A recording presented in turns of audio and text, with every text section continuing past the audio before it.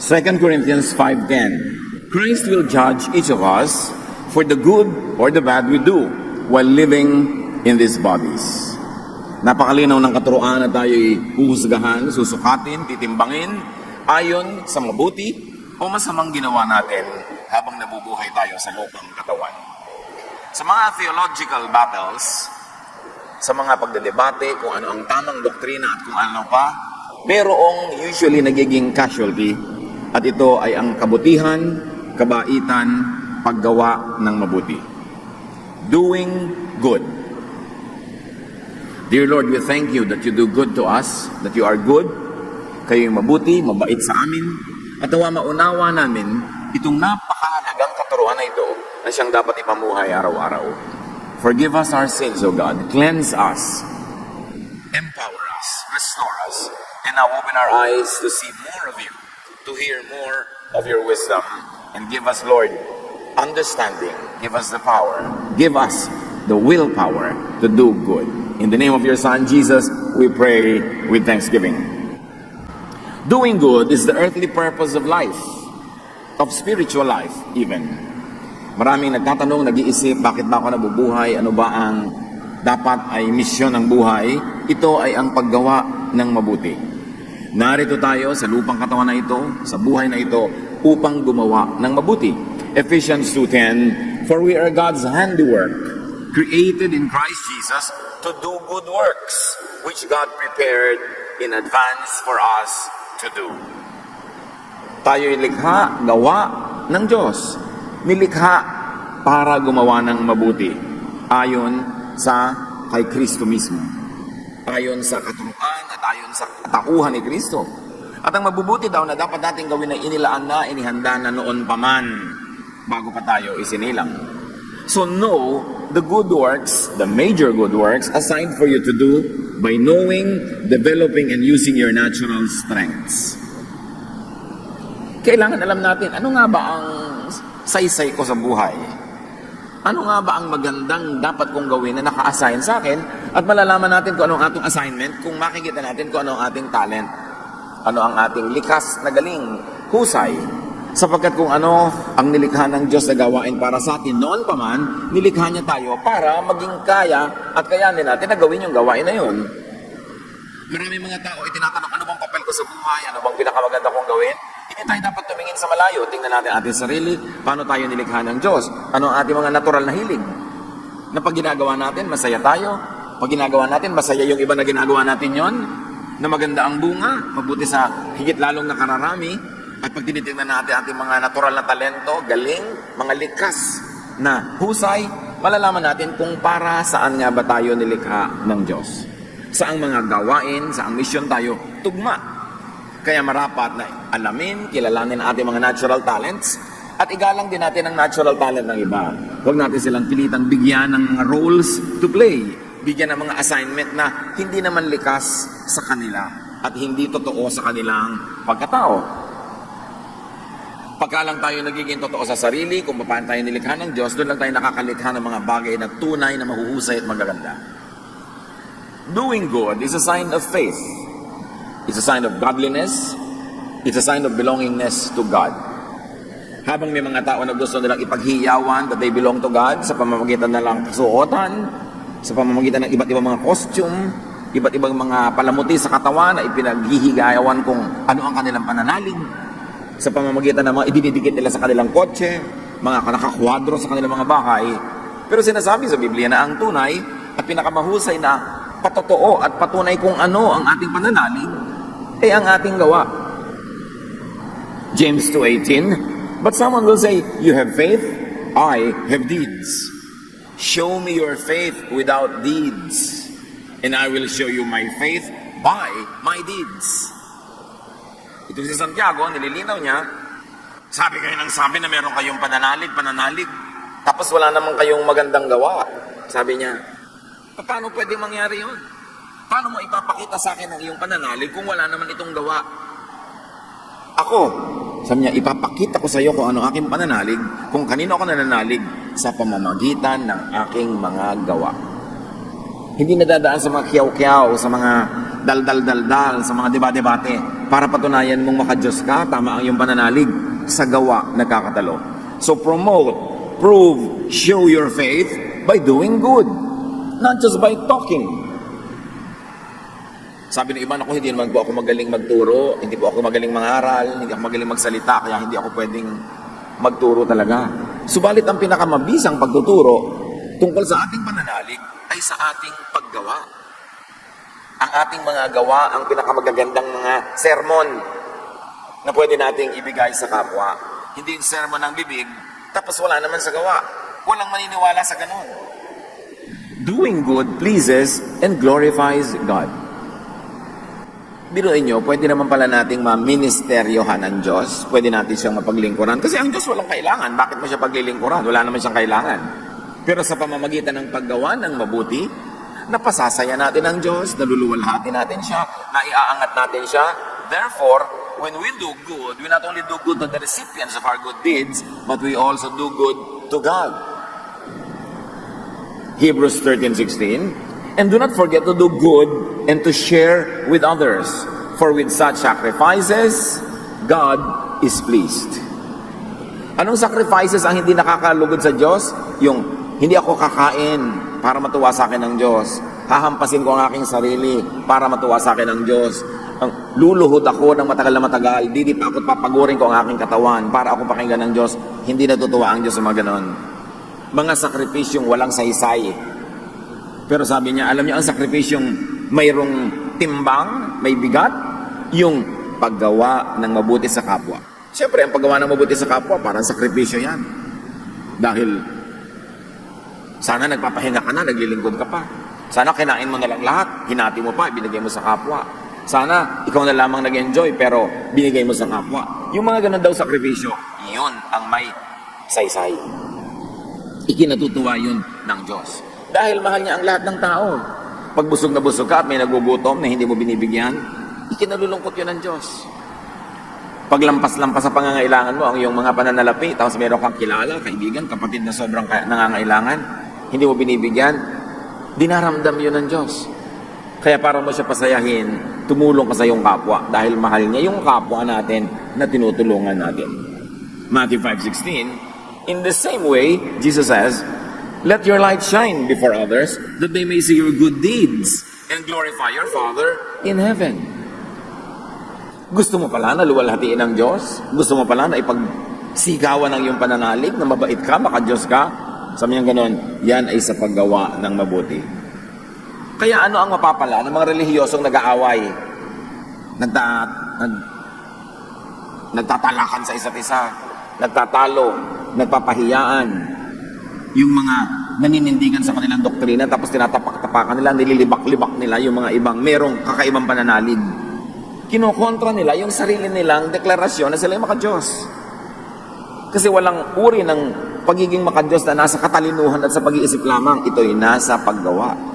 Kaya kung ang bibig ko'y nagsasabi ng matataas na mga doktrina, mga katuruan, nilalait-lait ko yung may ibang pananalig na sa tingin ko ay mali, actually ako ang sumisira sa sarili kong sinasabi. Kasi ang patunay sa pagiging makadiyos ay sa gawa. Doing good is high worship. Hindi lamang sa pagtataas ng kamay, pagkanta, hindi lang sa sabay-sabay na pagdadasal, hindi lang sa sabay-sabay na pagsasama-sama sa pagsamba, sumasamba ang tao. Pag gumagawa ka ng mabuti sa kapwa, lalo yung humahango ka sa kanilang kahirapan, nagdadamit ka sa mga hubad, nagpapakain ka sa mga gutom, ginagamot mo, tinaalagaan ng may sakit, worship yon.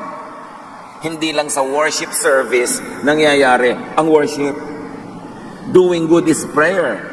Hindi lamang sa pagdasal, sa pagtiklop ng mga kamay at pag-usal ng mga dalangin, nagdadasal ang tao. Pag gumagawa ka ng mabuti, nagdarasal ka. Prayer in action. At yung papuri sa Diyos, yung hallelujah, praise God, purihin ang Diyos, Diyos namin, ikaw na pinupuri namin. Hindi lamang sa pagsasalita ng ganun pumupuri ang tao. Tuwing meron kang tinapay na hinati mo, kinibigay mo yung kalahati sa nagugutom, tuwing meron kang mga damit na ipinamigay mo sa mga nangangailangan dahil nasalanta ng mga bagyo, tuwing meron kang ginagawang pagtitiis para merong guminhawa, yon ay praise and worship. Huwag nating akalain na sumasamba ka lamang from 7 to 8:30 a.m. on a Sunday morning. Saan ka pupunta? Mag-worship. Well, maganda yun. Pero kung yun lang ang worship mo, buong linggo, kulang yun. Taas ka ng taas ng kamay, may patambling-tambling pa, bumubula pa ang bibig sa kadadasal eh. Pagkatapos, wala namang ginagawang mabuti sa kapwa, sa palagay niyo ba, may saysay yun. That's why our whole life must be a life of prayer, a life of praise, a life of worship, na hindi ibig sabihin yun lang formal program na dinadaluhan natin, kundi sa mga ginagawa natin araw-araw. James 2:15-16, if you know someone who doesn't have any clothes or food, you shouldn't just say, I hope all goes well with you. I hope you will be warm and have plenty to eat. What good is it to say this unless you do something to help? Sabi ko noon, ang galing-galing mo magsabi, sige, nagugutom ka pala, ipagpe-pray kita. Sige, may sakit ka pala, ipagpe-pray kita. Nawa, bigyan ka ng Panginoon ng mga kailangan mo sa buhay. Sabi ganon, bulaklak lang yan ng dila, walang saysay yan, hanggang di ka pa tumutulong talaga. Kailangan may ginagawa ka, hindi lang sa bibig. At lalo sa napakaraming mga tao ngayon, ang dali-daling maka-excuse sa pangangailangan ng iba. Ending mo lang ang usapan nyo. Sige, ipagpe-pray kita. Period, tatalikod ka na. Parang tapos ang kwentuhan, wala na akong pananagutan sa'yo. Yan na ang tulong ko sa'yo. Sinasabing malinaw, kulang yan. You don't really help until it hurts. So huwag tayong masanay sa pananampalataya sa bibig, dapat sa gawa. Doing good is commanded. Jesus says in Mark 12:31, love your neighbor as yourself. There is no commandment greater than these. The other one, of course, is love God. Love is a verb. It's not only a noun. Love is action, not an idea. And Jesus commands his people to love, which really means do good to others. Not to accuse, not to judge, not to oppress others with your religious formalities. Ang kailangan ginagawa mo sa kapwa, laging gawan siya ng mabuti. Hindi, paano ko kaya i-convert ang utak nito para ang doktrina niya sumunod sa doktrina ko? Kung gusto mo siyang gawa ng mabuti, gumawa ka ng mga practical na bagay na papagaan sa kanyang buhay, makakatulong sa kanya, makakaangat sa kanya sa hirap. And here, this is a command. So check your obedience to the main teaching and command of Jesus, and that is to love. Kadalasan nga sa pagsisiksik natin ng ating mga doktrina, sa pagpipilit nating i-convert ang kapwa sa ating pananaw, nagiging unkind pa tayo, nagiging unloving pa tayo, nasasaktan natin ang kanilang damdamin, nalalait natin sila, at kung hindi sila makinig sa atin, itinatakwil natin, ipinupwara natin, ginagantihan natin, tinitikis, kabaligtaran ng turo ni Jesus. So, to not love is to sin, because to love is commanded. And that is the law of Jesus. Sabi niya, this is the highest law. Love God and love others. So if you don't love, if you don't do good, you are breaking the highest law. Kahit sinusunod mo pa yung mga mumunting mga law ni Moses. Kung paano mo ginugupit ang iyong buhok, anong kinakain mo, anong hindi mo kinakain, anong kulay ang sinusuot mo, ilang beses ka nagdadasal, anong version ng Bible ang hawak mo. Kung napaka-obedient mo sa mga yon, pero wala kang ginagawang mabuti sa kapwa, bale wala. Doing good is exemplified by the Lord Jesus Himself. Yan ang talagang ipinamuhay at ibinigay na halimbawa sa atin ng Panginoong Jesus. Gumawa lagi ng mabuti. Acts 10:38, God anointed Jesus of Nazareth with the Holy Spirit and power, and He went around doing good because God was with Him. So if God is with you, you will do good. If you're not doing good, you know the story. God is not with you. Because if God is with you, you will do good. He went around not converting people, but doing good. He went around not criticizing everybody. You're a sinner, you're a sinner, you're a sinner. But doing good to the sinner, to the point that he was called a friend of tax collectors and sinners. A friend of the weak, the outcast. Siya ang kinaibigan niya, yung mga etchepuera, yung mga nilalait, nililibak, iniinsulto. Yun ang kanyang kinaibigan, kasi yung mga yan ang higit na nangangailangan ng kalinga, ng pag-ibig, ng pagtanggap. Doing good is the best sermon. The best preachers don't even have to open their mouths. They just do good. Doing good is high religion. transcendent of sectarianism, of congregationalism. Walang sekta, walang kongregasyon, walang religious label ang paggawa ng mabuti. Follow the example of Jesus, not of any other religious personality who excel in talking but not in doing. Doing good is also commanded by Jesus. We should emphasize that. Ang utos niya sa kanyang mga alagad, Matthew 10:8, heal the sick, raise the dead to life, heal people who have leprosy, and force out demons. Lahat ng magagawa mo para pagalingin, pagaanin ang nararamdaman ng may sakit. At sila nung araw talagang puspos ng Espiritu Santo, pati physical dead, nabubuhay. At sa atin ngayon, maraming spiritually dead, emotionally dead. Buhayin mo ang loob. Tanggapin mo sila, mahalin, bigyan ng pag-asa. Alalayan, you are also raising the dead. Because physical death is not the only death known to man. May mga physically alive but emotionally dead, spiritually dead, walang pag-asa. Para mga tinatawag na zombie. May katawan, walang kaluluwa. Yun, nabubuhay yun. Kung pinupuntahan, ginagawa ng mabuti, inaalo sa kanilang mga kalungkutan, ginagabayan sa kanilang mga pagkalito, at tinutulungan sa kanilang mga pangangailangan. You raise the dead back to life. And you force out demons, either literally, or by helping people get rid of the demons in their minds. Matanggal ang kanilang mga fears, ang kanilang mga phobia, ang kanilang depression, ang kanilang mga suicidal tendencies. You can drive out those demons with only one drug, and that is love. Attention, touch, acceptance. Pag ginawa natin sa mga tao, sila ay nagkakaroon ng muling pagkabuhay. And doing good is also commended, not only commanded, but commended and rewarded. May katimpala rin, hindi lang utos. Matthew 25:31-40. Sa maluwalhating pagdating ng anak ng tao, kasama ang lahat ng anghel, uupo siya sa kanyang trono ng kaluwalhatian. Titipunin sa harapan niya ang lahat ng mga bansa at sila ay kanyang pagbubuko-buko rin, tulad ng ginagawa ng pastol sa mga tupa at mga kambing. Ilalagay niya sa kanyang kanan ang mga tupa at sa kaliwa naman ang mga kambing. Kaya't sasabihin ng hari sa mga nasa kanan niya, "Hali kayo, mga pinagpala ng aking ama. Pumasok kayo at tanggapin ang kahariang inihanda para sa inyo mula pa nang likhain ang daigdig. Sapagkat ako'y nagugutom at ako'y inyong pinakain. Ako'y nauuhaw at ako'y inyong pinainom. Ako'y isang dayuhan at inyong pinatuloy. Ako'y hubad at ako'y inyong dinamitan. Nagkasakit at inyong dinalaw, nabilanggo at inyong pinuntahan." Sasagot ang mga matuwid, "Panginoon, kailan po namin kayo nakitang nagutom at aming pinakain? O nauhaw at aming pinainom? Kailan po kayo naging dayuhan at aming pinatuloy? O kaya'y hubad at aming dinamitan? At kailan po namin kayo nakitang nagkasakit o nabilanggo at kayo aming dinalaw?" Sasabihin ng hari, "Tandaan ninyo, nang gawin ninyo ito sa pinakahamak sa mga kapatid kong ito, sa akin ninyo ito ginawa." Hindi sinabi dito na iipunin ni Jesus ang mga tao sa kanyang harapan at tatanungin, "Anong doktrina mo sa baptism? Anong doktrina mo sa Lord's Supper? Anong doktrina mo sa tribulation? Anong doktrina mo sa ganito at sa ganon?"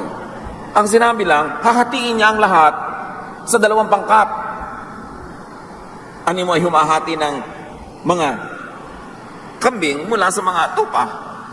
At sasabihin niya doon sa mga tupa, "Hali kayo, enjoyin ninyo ang lahat-lahat ng gantimpala na inilaan sa inyo ng Ama sa langit bago pa maniliga ang daigdig.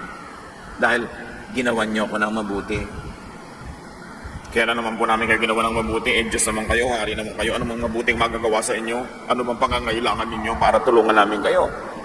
At sabi ng hari na si Jesus na nagsasalita, "Lahat ng ginawa niyo sa mga hamak, sa mga kawawa, sa mga gutom, sa mga mahihirap, sa mga naaapi, sa nagdurusa, bibilangin ko na ginawa niyo sa akin, therefore ako ang magbabayad sa inyo." Ang linaw naman. Tapos ang lagi pinagtatalunan ng mga tao, religious doctrine. Tapos pag titignan mo yung buhay, walang gawang mabuti. Sayang. isang malaking kabulagan, isang malaking pandaraya ng kaaway, nalibangin ka sa relihiyon, tapos wala ka naman magandang gawa. Doing good also does you good. Aside from the reward in eternity that Jesus is talking about, doing good makes you feel good. Dahil tayo ay nilikha sa wangis ng Diyos, ang Espiritu ng Diyos ay nananahan sa atin. Pag gumagawa tayo ng mabuti, sumasaya tayo dahil sumasaya yung Diyos na nananahan sa atin. Pero pag gumagawa tayo ng masama, kahit pa nga sanay na tayong gumawa ng masama, inuusig pa rin tayo ng ating budhi. There's still a part of us that cries, that weeps, that dies whenever we do bad to others. Kahit gaano tayo kasanay, meron pa rin tayong budhi na umuusig sa atin pag gumagawa tayo ng mali. So pag gumagawa ka ng mali, lugi ka kasi inuusig ka ng sarili mong budhi at hindi mo na iwawagwag yun kahit saan ka pumunta. Dala mo yun. Pero wagi ka pag gumawa ka ng mabuti dahil yung Diyos, yung Espiritu ng Diyos na nananahan sa puso mo ay lumiligaya, natural kasama kang lumiligaya.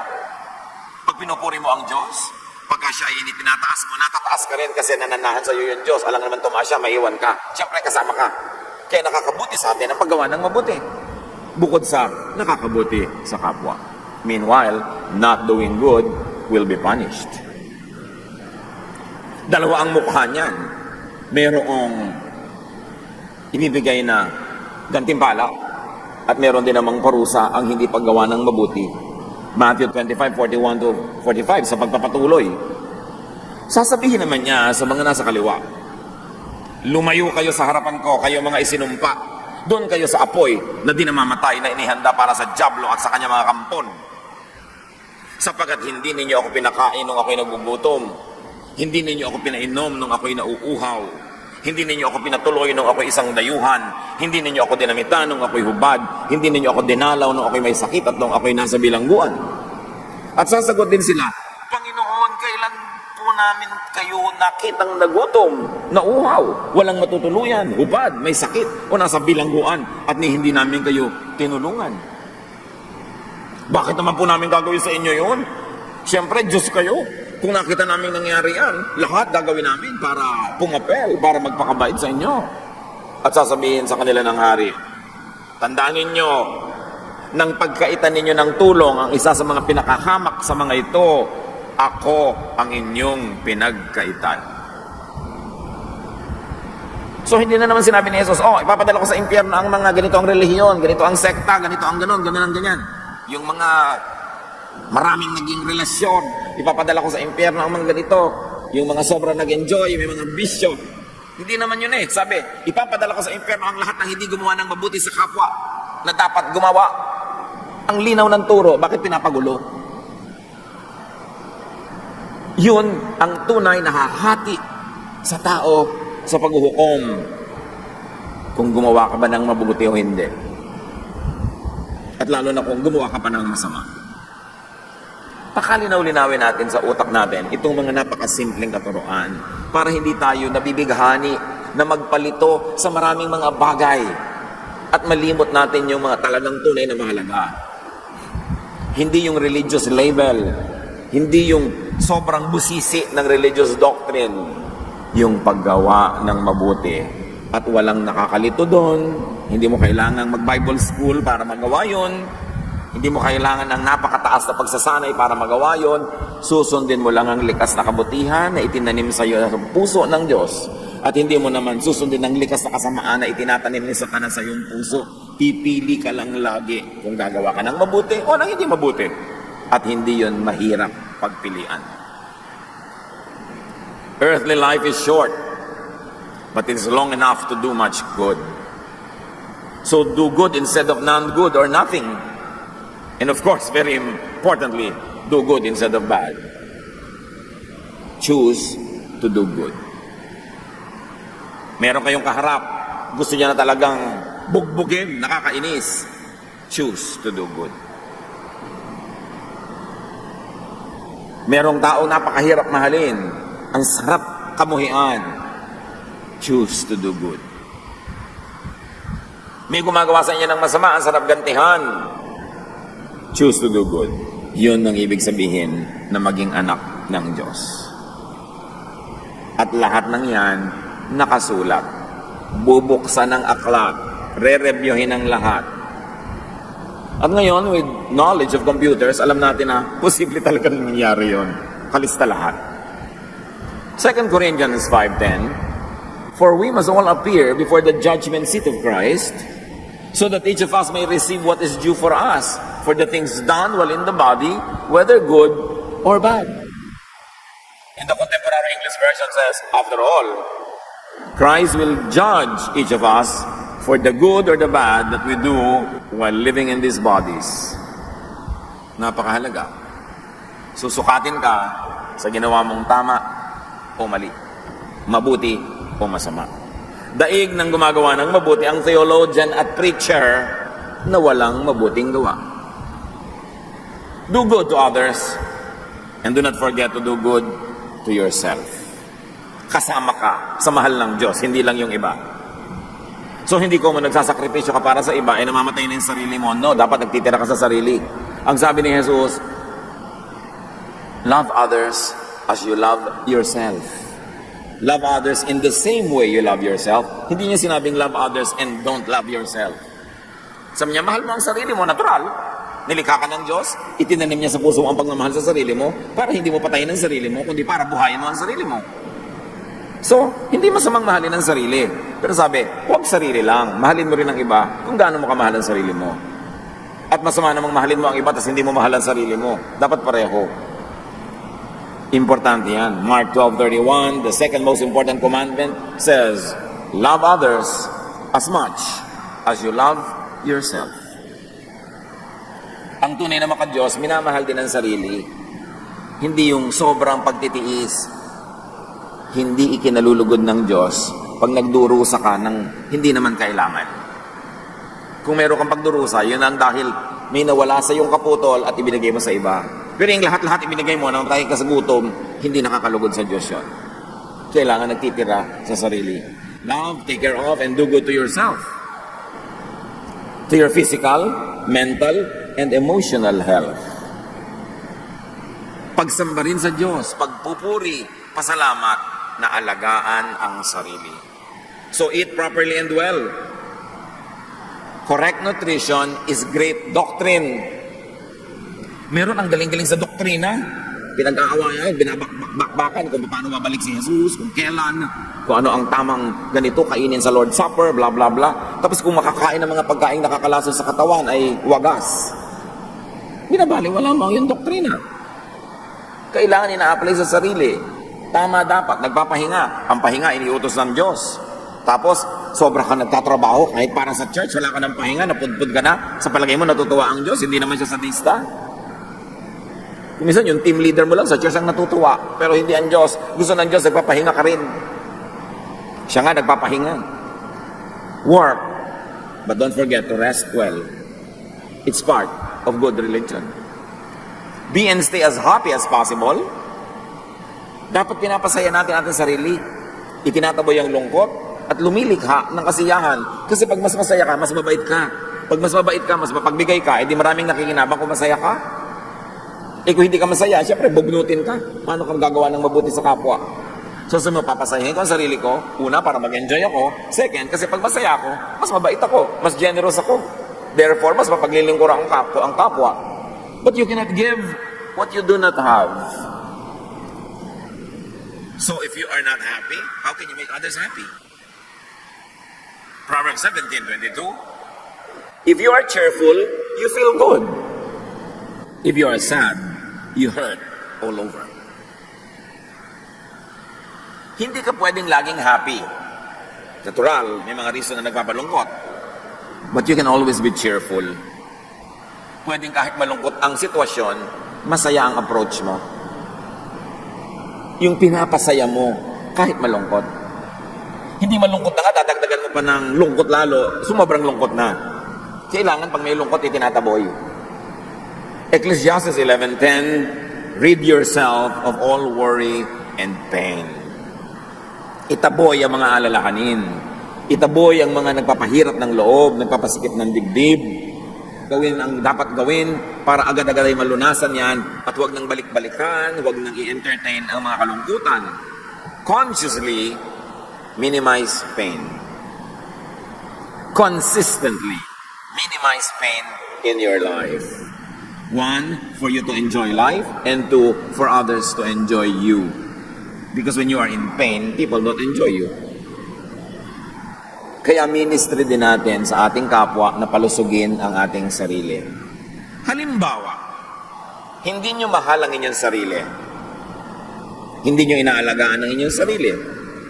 Hindi kayo kumakain ng tama. Ayaw nyo tumigil sa mga bisyong sumisira sa katawan. Hindi kayo nagpapahinga, ginagasgas nyo ang inyong sarili. Kung ano man na yun. Halimbawa, ganun ang ginagawa nyo sa sarili nyo. Pero nag-iisa ba kayo sa mundo? Hindi kayo kumakain ng mabuti. Nung nagka-ulcer kayo, kailangan nyong gamutin. Sino ang taya? Sino magbabayad? Nanay nyo, tatay nyo, kapatid nyo, asawa nyo, anak nyo. Di ba meron ding magbabayad? So, wala akong pakialam sa buhay. Kakain ako ng lahat ng gusto ko. Lahat ng nakaka-cancer, lahat ng nakaka-ulcer, lahat ng mga nakakaganon. O ngayon, pag may cancer kayo, sino magpapagamot sa inyo? Kayo ba? Di ba yung mga taong responsable na nasa paligid nyo? Kung mahal nyo ang mga tao sa paligid, kung tayo yung mga responsableng tao, palulusugin nyo ang inyong sarili dahil pag nagkasakit kayo, sila makakagastos. At kung sakasakaling bigla kayong namatay, sila ang magpapalibing sa inyo. Wala kayong pwedeng gawin na pagsira sa sarili na hindi madadamay ang kapwa. Kaya kung responsable kang tao, pinalulusog mo ang sarili mo. Tatay ka, may mga anak kang papalakihin, pag-aaralin. Magtanggal ka ng mga bisyo, palusugin mo ang sarili mo. Kasi pag nabaldado ka, hindi mo mapag-aaral ang mga anak mo. Hindi mo sila mapapakain. At kung ipapagamot ka pa sila ngayon ang gagastos.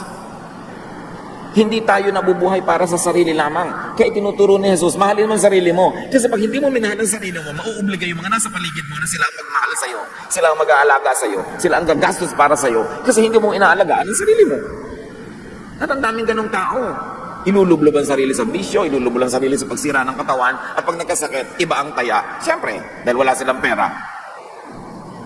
Kaya yung mga pamilya natin, kawawa yung mga responsible, yung mga productive, na uobliga sila na buhatin yung mga natutumba, na sana kung nag-aalaga lang ng sarili, di naman matutumba.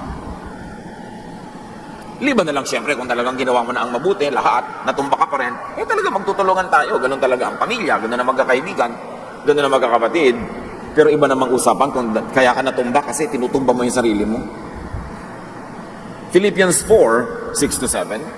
Don't worry about anything, but pray about everything. With thankful hearts, offer up your prayers and requests to God. Then because you belong to Christ Jesus, God will bless you with peace that no one can completely understand, and this peace will control the way you think and feel. So kailangan daw, inaalis natin yung pag-aalala. After you have done what is practical, so that you could minimize your worry, after you have planted, so that you will harvest, after you have become careful so that you will not get into all kinds of trouble, be at peace. Hindi naman peace agad na wala ka pang ginawa. Pero pag nagawa mo na lahat ng kaya mong gawin, ipasa Diyos mo na yung bunga nun, at manahimik ka, magkaroon ka ng kapayapaan. Kasi pag payapa ang isip ng tao, lumulusog ang kanyang katawan. Maraming sakit dahil yung tao, troubled ang utak. Pag meron ka anxiety, meron ka mga worries, fears, negative emotions like anger, hatred, jealousy, envy, magkakasakit ka. Dahil napatunayan na ng siyensya na ang mga negative emotions nakakapagpahina ng naturalesa ng immune system natin. At ang lahat ng sakit ay nananaig pag mahina ang immune system. Kaya palakasin mo ang immune system mo, daig mo pang uminom ng isang bodegang gamot. Kasi malalabanan niya ang mga sumusubok na mga sumakop sa iyong katawan ng mga mikrobyo, mga sakit. Kasi mataas ang immune system mo. At mahalaga, masaya ka. Kaya ministry sa kapwa na pasayahin sila at pasayahin ang ating mga sarili. At ganoon na rin ang pag-aalaga ng katawan natin. Dapat alagaan natin yung mas malaki nating katawan, ang ating daigdig. Do good for God's creation. For the environment. Kahit anong pagpapalusog mo sa sarili mo, kung ang nalalanghap ng hangin na hindi mo maiwasan ay polluted, madadamay ka pa rin. Pagka lahat na ng kinakain natin ay mga carcinogens, paano ka lulusog kahit anong pagsisikapan sa sarili mong gawin? Kaya mahalaga, kasama ng true spirituality, pag-aalaga sa kalikasan, paglilinis sa ating kapaligiran, pagtatanggal ng lason sa ating mga water systems, pagtatanim ng mga halaman, pagpaparami ng mga halaman at gubat, Para hindi kung umulan, nag-landslide, natabunan ka na. Hindi ka pwedeng mag-alaga ng sarili na puwera ang kapaligiran kasi ikaw dito ka nakatira sa kapaligiran. Akala ng iba ang first commandment ay yung nasa Exodus 20? No. Nasa Genesis ang first commandment, Genesis 2:15. The Lord God put the man in the Garden of Eden to take care of it and to look after it. The first commandment of God is, take care of the environment. Take care of creation. Take care of the planet and all the living things in it. So kailangan involve ang mga tunay na anak ng Diyos sa environmental issues and advocacies. We have only one planet. This one. Isipin mo na ang lahat ng katauhan, lahat ng tao nakasakay sa isang barko lang. Isang barko, kaisa-isang barko sa gitna ng napakalawak at malalim na dagat. Tapos yung mga nakatira doon sa barko na yun, binubutas nila yung barko, sinusunog nila, winawasak nila, binubulok nila. Eh di sila rin yung lulubog pag nawala yung barko. And that is our planet. This is our only home under heaven, in this side of life. When you destroy the environment, you are destroying yourself. Kasama sa tunay na religiosity ang pagmamahal sa kalikasan. Kasama yan sa bibilangin, did you do good? 2 Corinthians 5:10, Christ will judge each of us for the good or the bad that we do while living in these bodies. Panginoon, turuan niyo po kami to make religion practical, to make our spirituality work in our bodies and on the planet. Turuan mo kaming unawain ang aming mga tungkulin sa sarili at sa kapwa na gumawa ng mabuti. Na salamat, napakaraming opportunities to do good. Mayaman naman at mahirap ang tao, may kailangan siya sa kapwa. Malusog man siya at may sakit, lagi siyang may kailangan. Ibukas mo, Panginoon, ang aming mga mata para makita ang pangangailangan ng kapwa at ng sarili din namin. At tugunan namin ito ayon sa iyong binibigay sa aming kakayahan. Buksan mo ang aming mga mata para marinig namin ang kahulugan ng mga daing na kung minsan nagbibingi-bingihan kami para hindi kami masangkot. Buksan mo ang aming puso na tumanggap ng maraming nangangailangan ng aming tulong. At sa wakas ng buhay na ito, as we know it, sa pagharap namin sa inyo, matagpuan mo kami, Lord, kasama ng mga tupa that did good, that delighted you, that glorified your name, ready for all the wonderful things that you have prepared for those who obey you. Pag-isipan natin, mga kapatid, pagbulay-bulayan ang kahulugan nito sa buhay natin. Lord, as your people ponder the meaning and application of these ideas in our lives, give us wisdom so we may do good. Be alone with the Lord in silent reflection.